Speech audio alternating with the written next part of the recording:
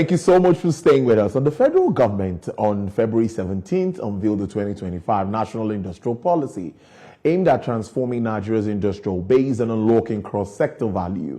The NIP also aims to prioritize production competitiveness and employment within the country's economic agenda. Launched by Vice President Kashim Shettima, the NIP establishes a coordinated national framework to accelerate industrial growth, improve productivity, and enhance Nigeria's global competitiveness. The policy is anchored on 4 strategic sectors, that's manufacturing, oil and gas, mining, and construction, which detail the federal government's plan for those sectors. The federal government noted that relevant legal and institutional frameworks are in place to address key challenges such as inadequate power supply, limited access, inhibiting the performance of the industrial sector. My next guest is Mr. Demola Adigun. He is the Chief Executive Officer of AHA Consultancy.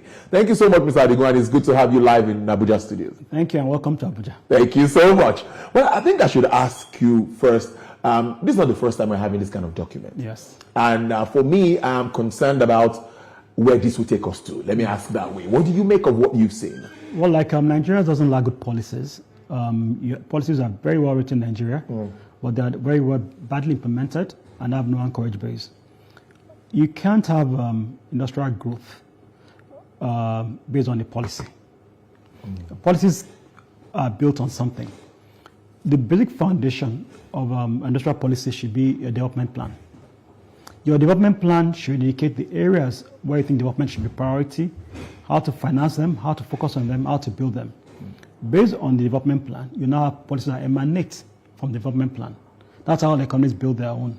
Now, without a robust development plan in the country, which should be many years and reviewed frequently, whatever policies that emanate from it become challenging. Remember when we were doing the oil and gas bit of work, where we had, first of all, to have a national oil policy, national gas policy, national fiscal policy, then we had the PIA. So, but you have to have the enabling framework, which is where everything led from. And one of the failures of the PIA now is because the PIA didn't reflect the policies and the law came forward.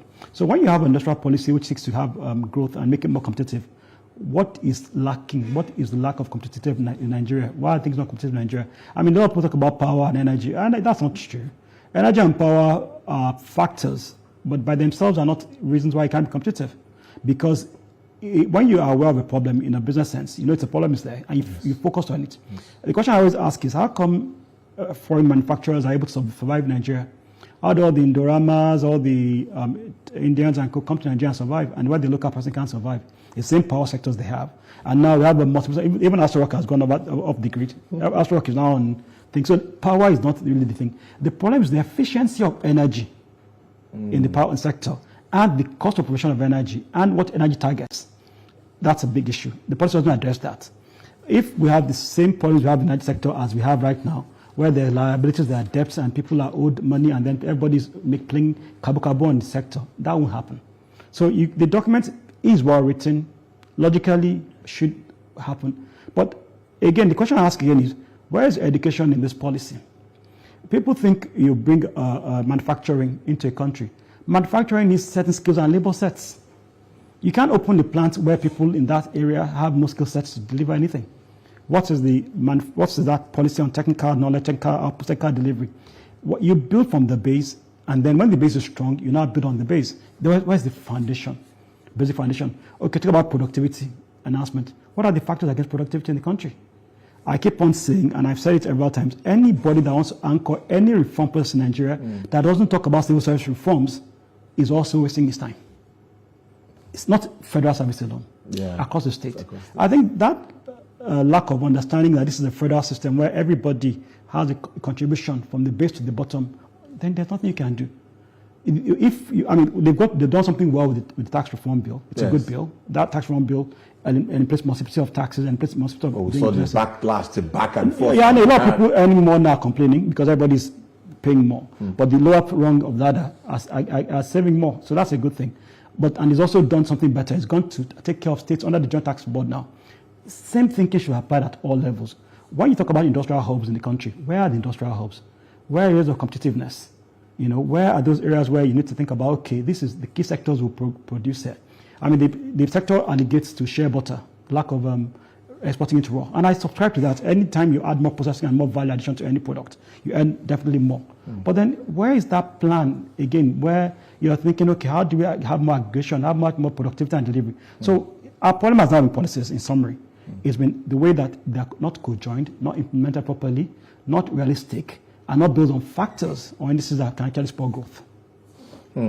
Well, I tried to read through, and what I noticed at that gathering and what the minister said was the implementation of this comes along with this document. Well, we'll see how that plays out moving forward. But you've raised some key issues here. But let's look at how it relates even to specific sectors, maybe like the oil and gas space. If you are talking about industrializing and all of that, do you see us ready to face this head on? Well, we don't want to go there, but let's go there. The president announced an executive order. Oh, yeah. That's what yesterday talking about I was going to talk about that. Well, that was frightening. I thought I was going to be plenty money for the No, that was frightening. It was frightening. Because the intention is good, but the spirit is problem of the country.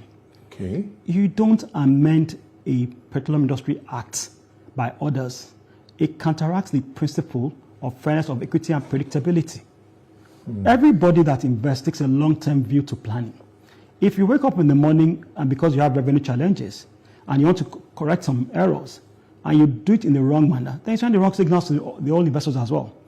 Now, the oil and gas still suffers a lot of issues. Yeah, so you want to make an episode more efficient, you want to remove their ease of access to federal money and others, but then do it properly. Do it within a framework, do it within the existing laws, because the PIA is based on many considerations and many frameworks. Taking a small part of it and being honest, anybody who has a strong local standing can challenge this in court and we win. There's nothing, executive orders don't counteract the power of legislation. And this is something that's consistent with this government, this lack of synergy, lack of patience, and lack of doing things properly. So you take one step forward to do a good thing, then take 3 steps forward doing a good thing in a bad way, such issues. Now, talking about the industrial policy, now, gas master plan was relaunched again some 2 weeks ago, and I believe gas is the solution to energy. When you travel to countries like Egypt, it costs less than $20 to rent a taxi for a whole day, and I'm not exaggerating. Why? They have CNG. Now, we don't CNG in Nigeria, but we have no gas for CNG. Because a lot of times people spend days in conversion, days queuing. Proven and unproven reserves that we read and we... But that's the point again, because the policy and the master plan has not activated a market-based transaction necessary for sustainability.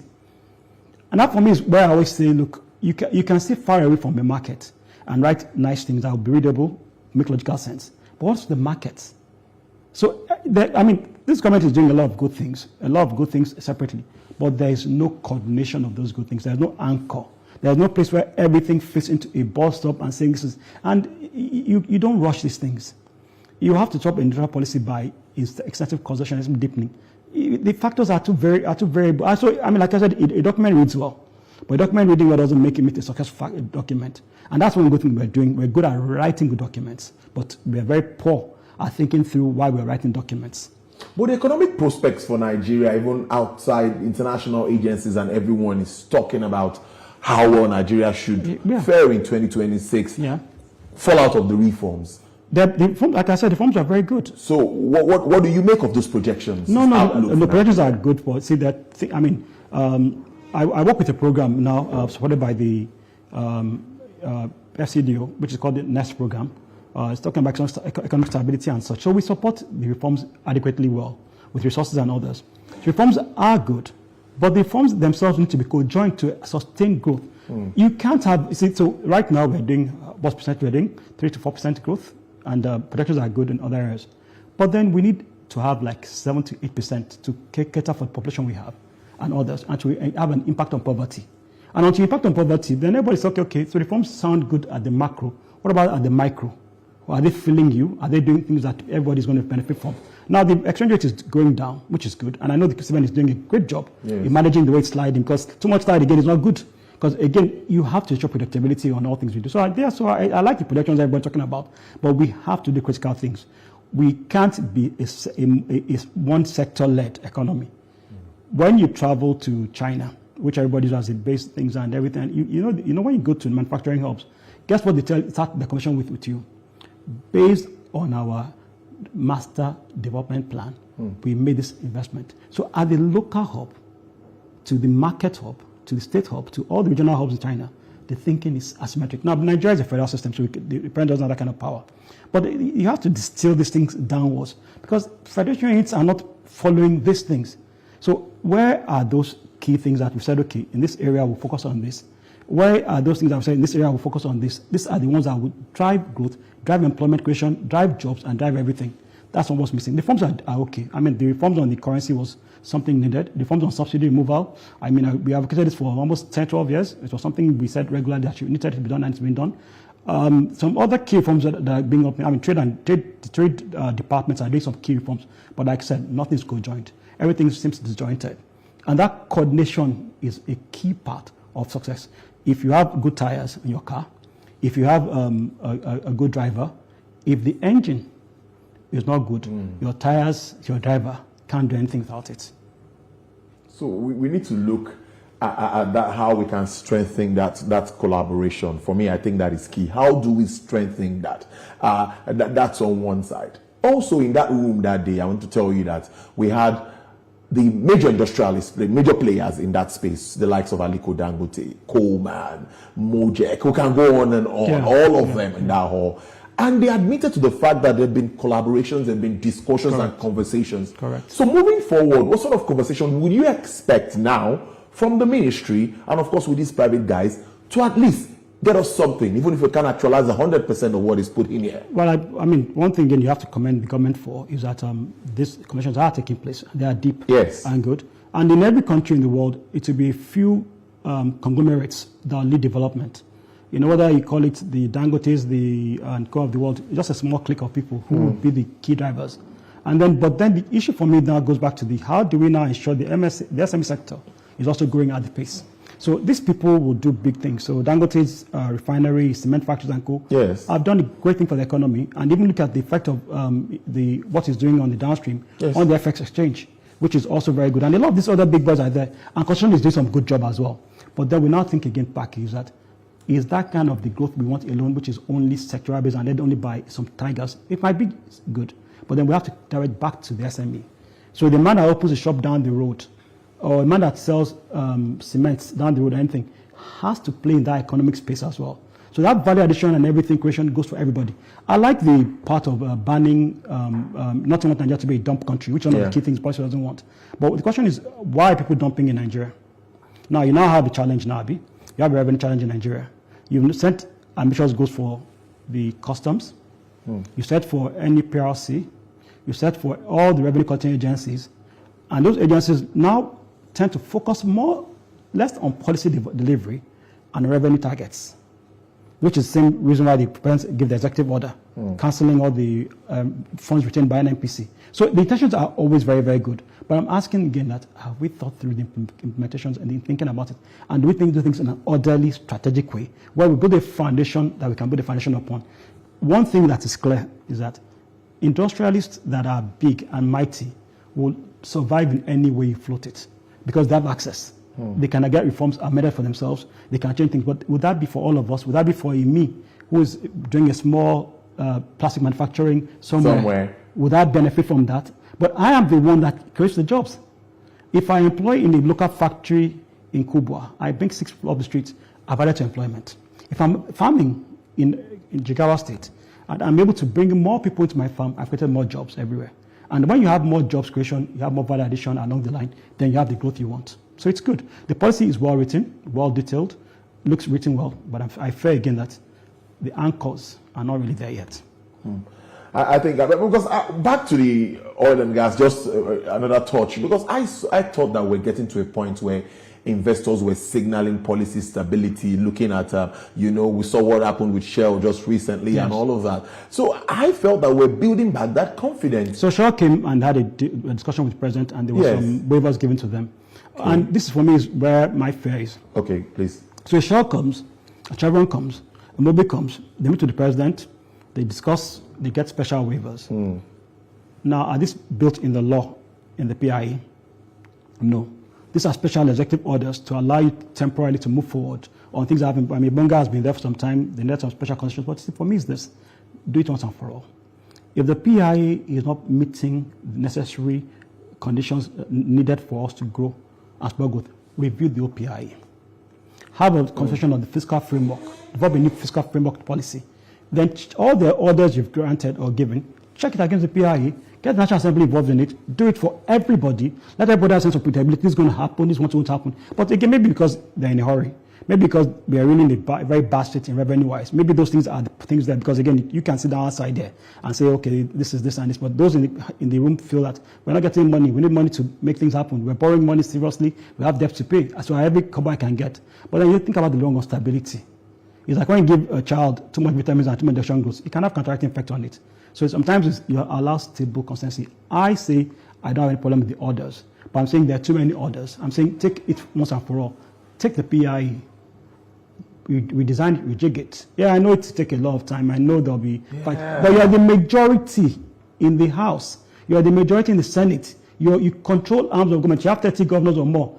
Why can't you push legislation in? The Electoral Act, how long did it take for it to be signed? The Electoral Act was amended, it was signed. Why can't you do that with the PIA? So you feel that they should just, check and do a review of that? By the bullet. Because I remember a few years ago, we talked about this, saying, looking back at this document, and analysts came up and said, no, we shouldn't push away the PIA, we should continue to, some even challenge that there was selected implementation of that is true. That has always been a problem, because again, every government has selected, even those that drafted it, have selected the parts they will implement, and the parts they will not implement. Because the point is that we are not enabling a cultural change, which is the key reason why people grow, economies grow. When culture is static, strategy will not develop. Strategy is always in by culture. That's what they teach you in MBA and all these classes. That's part of the process, because government signals things when they do things. They want it done. But then what about the rest of the people? How do they take time? And so I think the intention should be right, but the intention should be supported by good processes. Processes is what builds an economy. Processes is what will develop industrial policy. Processes will develop a development plan. Processes is what will grow your income and grow your revenue. But processes are very painful, can be time-taking, can be consuming, but are the best way to go. Very interesting one. I think we'll just wrap up again. We touched on when you talked about the challenges of the industries.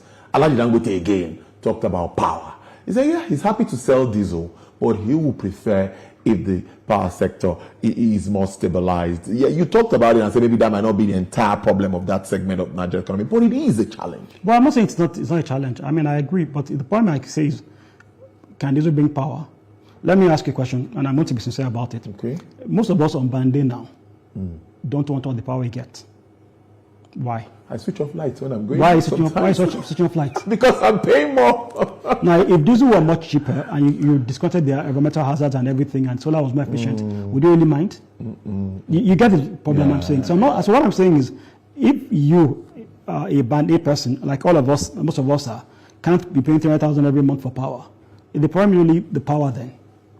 Isn't the problem the cost of the power and affordability and the lack of a market? Every country in the world gives power cheaper to homes, a little more expensive to industries.